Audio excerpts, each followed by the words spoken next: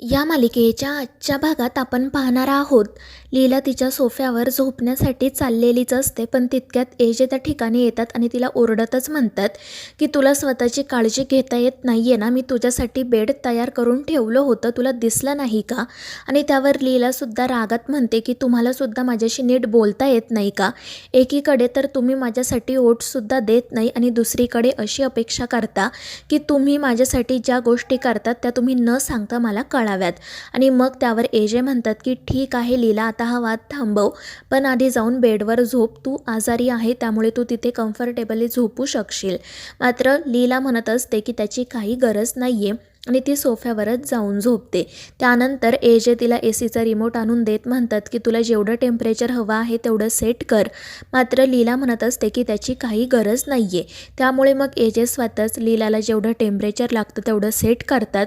पण लीला म्हणत असते की एजे तुम्ही हे सगळं का करताय? मला 17वर टेम्परेचर हवं आहे, मी 17वरच ठेवणार. आणि मग ती पुन्हा एजेंना हवं तसं टेम्परेचर सेट करते आणि मग ते दोघेही झोपी जातात.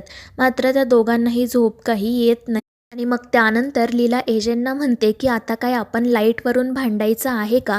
तुम्ही प्लीज रूममधील लाईट बंद करा. पण एजे म्हणत असतात की लीला, लाईट बंद केला तर तुला भीती वाटते ना, त्यामुळे लाईट्स चालूच राहू दे. पण लीला ऐकत नाही आणि ती लाईट्स बंद करते आणि झोपण्यासाठी जाते.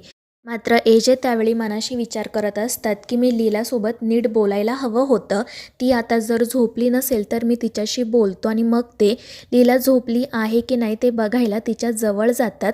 मात्र लीलाला कोणीतरी आपल्या जवळ येत आहे हे जाणवतं आणि ती खूप घाबरून मोठमोठ्याने भूत भूत असं ओरडू लागते आणि एजेंना उशीसुद्धा फेकून मारते. त्यामुळे एजे पटकन लाईट्स ऑन करतात आणि लीलाला म्हणत असतात की बघितला ना, लाईट्स बंद केल्यावर तू अशी वागते. तर लीला म्हणत असते की एजे, हे काय चाललं होतं तुमचं, तुम्ही माझ्याजवळ का आला होतात? तर एजे म्हणत असतात की तू झोपली आहे की नाही ते चेक करायला. आणि त्यावर लीला वैतागून म्हणते की एजे, समजा तुम्ही गाढ झोपलेले असाल आणि अचानक तुमच्या डोळ्यांवर अशी काळी सावली आली तर तुम्हालासुद्धा भीती वाटेलच ना. मात्र एजे म्हणत असतात की मला भीती वगैरे काही वाटत नाही.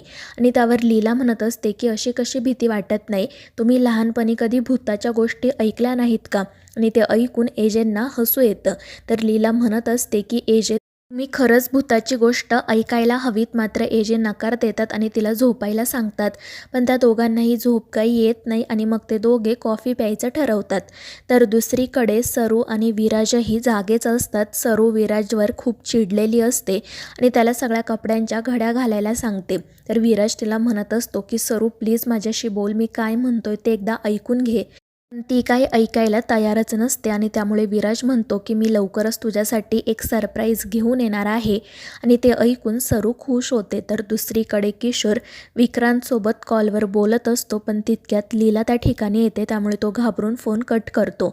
तर लीला विचारत असते की किशोर सर, तुम्ही इथे काय करताय? तर तो खोटंच सांगतो की काही नाही, एक महत्त्वाचा कॉल होता, पण तू इथे काय करते? आणि त्यावर लीला सांगते की मी माझ्यासाठी आणि एजंटसाठी कॉफी बनवायला जात होते आणि मग ती तेथून निघून जाते.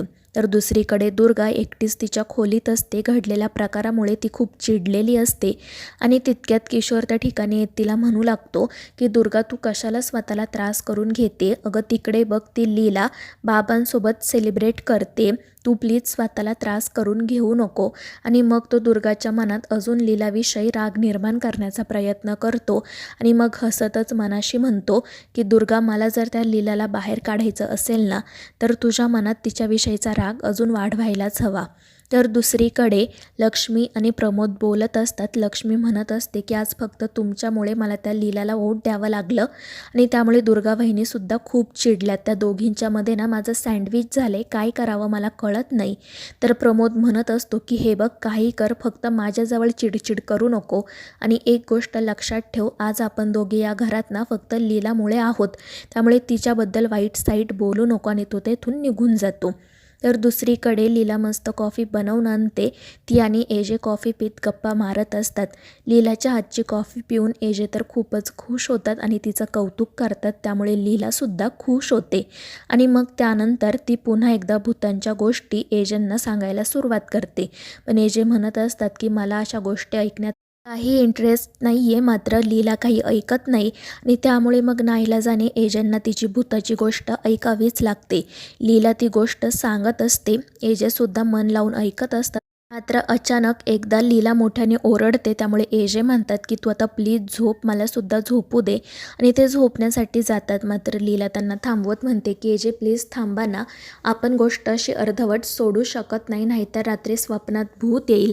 मात्र ते ऐकून एजे हसतच म्हणतात की लीला तू काही भूतापेक्षा कमी आहेस का, आता प्लीज जाऊन झोप. आणि त्यामुळे लीला खूप चिडते.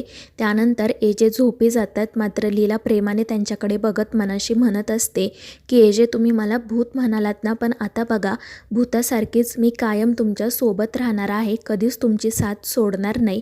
आणि मग तीसुद्धा झोपी जाते. दुसऱ्या दिवशी सकाळी सरू आणि लक्ष्मी दुर्गाची वाट बघत असतात. ती अजूनपर्यंत ब्रेकफास्टला कशी आली नाही असा त्यांना प्रश्न पडलेला असतो.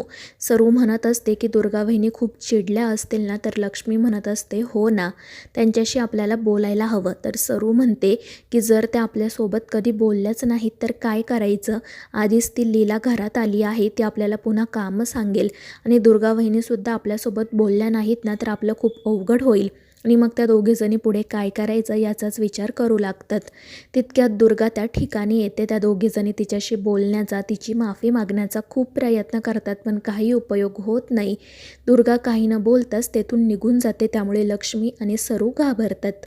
तर दुसरीकडे जेव्हा लीलाला जाग येते तेव्हा त्या रूममध्ये एजे नसतात आणि त्यामुळे लीला सगळीकडे एजेंना शोधते, पण एजे तिला कुठेही सापडत नाही. मात्र त्यांनी लीलाच्या मोबाईलवर एक व्हॉईस नोट पाठवलेली असते. लीला ती ऐकते. तर त्यात एजेंने सांगितलेलं असतं की अचानक एक मीटिंग आल्यामुळे मला जावं लागलं, आपण संध्याकाळी भेटूयात. आणि ते ऐकून लीला नाराज होते. ती मनाशी म्हणत असते की एजे मी आज किती दिवसांनंतर घरी आले होते, मला आजचा संपूर्ण दिवस तुमच्यासोबत घालवायचा होता, तुम्ही असे का निघून गेलात. तर मित्रांनो, या मालिकेच्या पुढील भागांमध्ये आपण पाहणार आहोत आजी घरचा सगळा कारभार लीलाच्या हातात द्यायचं ठरवतात आणि त्यासाठी त्या घराच्या चाव्या दुर्गाकडून घेतात आणि लीलाच्या हातात देत म्हणतात की आजपासून घराची संपूर्ण जबाबदारी तू सांभाळायची आहे. आणि ते ऐकून तिन्ही सुनांना धक्काच बसतो. दुर्गा म्हणत असते की या लीला आई कधीच जबाबदारी सांभाळू शकणार नाही. मात्र लीला म्हणते की जर मी ह्या घरची जबाबदारी व्यवस्थितपणे सांभाळली तर, आणि त्यावर दुर्गा काहीच उत्तर देत नाही. तर लीला तिला सांगते की जर मी घराची जबाबदारी व्यवस्थितपणे सांभाळली ना, तर तू याच चाव्या पुन्हा एकदा स्वतःच्या हाताने माझ्या हातात ठेवायच्या. आणि ती दुर्गाला चॅलेंजच करते. त्यामुळे मग दुर्गासुद्धा तिचं हे चॅलेंज ॲक्सेप्ट करते. तर मित्रांनो, या मालिकेच्या पुढील भागांच्या अपडेटसाठी आपल्या चॅनेलला सबस्क्राईब करा.